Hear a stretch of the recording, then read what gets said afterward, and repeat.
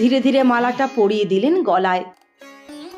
এত লোকে মালা দিয়েছে ততক্ষণে যে মালা দিতেই তা গলা থেকে একটু সরে গেল।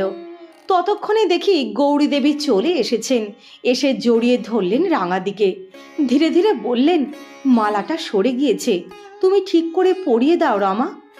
ঘর ভর্তি লোকের তখন চোখে জল।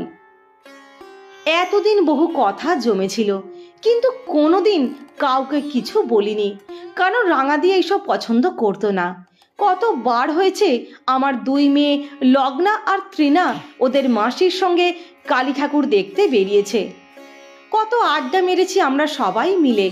তখন আমি রেগুলার শো অর্গানাইজ করতাম। আজ রফি, কাল কিশোর, পরশু লতা।